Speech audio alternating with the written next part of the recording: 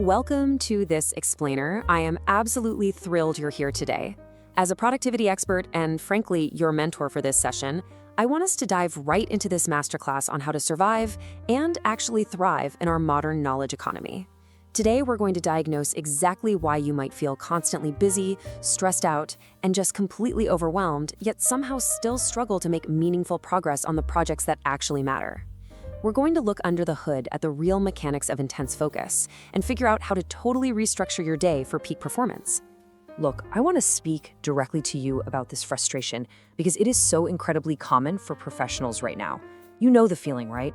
You sit at your desk for 8, maybe 9 hours, you fire off dozens of emails, you jump in and out of meetings, you're pinging colleagues all day on chat apps, and yet 5 p.m. rolls around, you look back, and you realize you haven't moved the needle on a single important thing.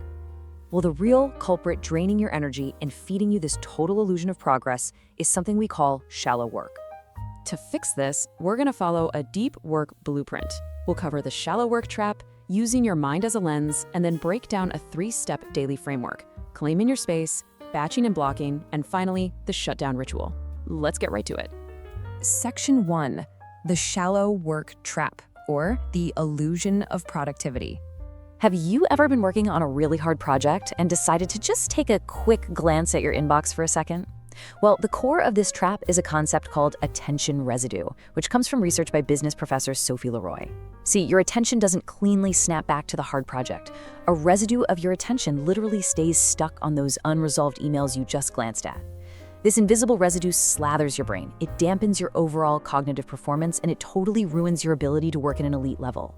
Shallow work, those logistical, easily replicable tasks you do while distracted, forces you into this constant state of task switching. And honestly, it's permanently holding you back from true mastery. Moving on to Section 2, your mind as a lens, looking at the actual science of deep focus.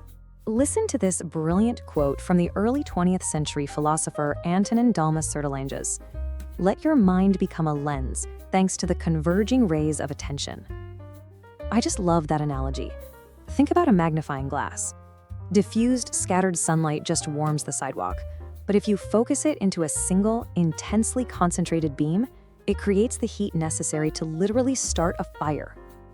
Your mind works exactly the same way. If you want to learn hard, complex things quickly in this fast-changing economy, you absolutely must use your mind as a lens to create that cognitive heat. And you know what? Modern science backs up this philosophical idea perfectly.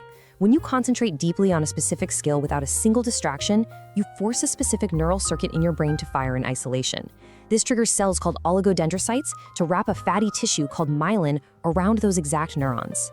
It's literally like wrapping thick insulation around a copper electrical wire. It allows that specific circuit to fire faster and cleaner. You are physically cementing new skills into your brain. But if you're checking your phone or glancing at Slack at the same time, you're firing way too many circuits haphazardly, and that entire myelination process just fails. So now that we understand the why deep work is this rare, highly valuable, and straight up biologically necessary superpower for elite performance, how do we actually do it? Let's break down your step-by-step daily blueprint: claim your space, batch and block, and execute shutdown. Section 3, Step 1 of our blueprint: claim your space and command your environment. As your mentor, the very first thing I'm going to ask you to do is claim a dedicated, quiet spot. Think about Carl Jung. He literally built a stone tower in the woods of Switzerland just to escape city life and develop his theories. Or J.K. Rowling checking into a 5-star hotel away from home to finish the last Harry Potter book. Now, you might not be able to build a stone tower, but you definitely need a space, a quiet room, a corner in the local library, or just an office with the door shut tight. Strip out the electronic distractions completely. And here's a pro tip: keep your setup consistent. Use the exact same notebook or turn on the exact same lamp every time.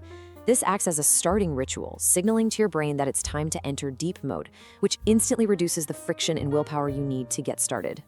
Next up, Section 4, Step 2, Batch and Block. It's time to aggressively control your attention. There is a stark contrast between how most people work and how elite performers operate. Frantically checking your inbox all day long, that's reactive multitasking.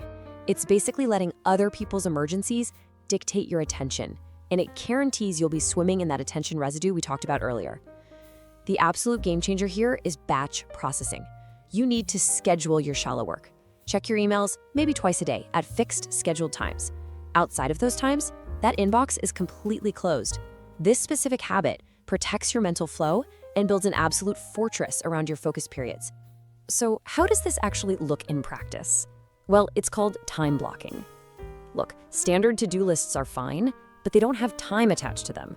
Instead, I want you to divide every single minute of your workday into blocks. Give every minute a specific job. 9 a.m. is for deep project work, 11 a.m. is a dedicated rest break, 11:30 is when you batch process those emails, and so on. By ruthlessly time blocking your day like this, you trade all that exhausting anxiety of reactive multitasking for pure, focused intention. You move from being a victim of your daily schedule to being its architect. Finally, Section 5, Step 3, the shutdown ritual, and how to properly conclude your daily work. If you just slam your laptop shut at 5 p.m. without a concrete plan, you are going to fall victim to something psychologists call the Zeigarnik Effect. This is that incredibly frustrating tendency for incomplete tasks to totally hijack your attention after hours.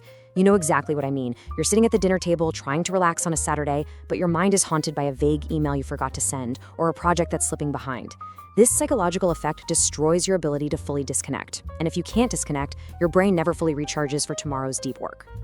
But you can completely defeat the Zeigarnik effect by batching your end-of-day tasks into a really strict shutdown ritual. Before you log off, review every single incomplete task and goal you have. Confirm that every open loop is captured in a system you actually trust, and then just jot down a rough schedule for the next day. Doing this tells your brain that it doesn't need to stress over these obligations all evening. It knows there's a trusted plan in place, making it completely safe to just let go and disconnect. And here is the absolute kicker to cap off this ritual. You literally say a phrase out loud. You say, "Shutdown complete." Look, I know, saying this to an empty room feels a little ridiculous at first, but trust me, it is a massively powerful psychological trigger. Over time, it becomes this definitive, undeniable signal to your brain that work is over, the mental loops are closed, and rest has officially begun. You are drawing a hard, protective line between work and recovery. I want to leave you with this final burning question to chew on today. What shallow work are you going to permanently eliminate to make room for actual depth? A deep life truly is a good life. So take action right now. Claim your physical space, time block your schedule, and unlock your true cognitive potential by embracing deep work. Thank you so much for joining me in this explainer, and I seriously challenge you, go deep today.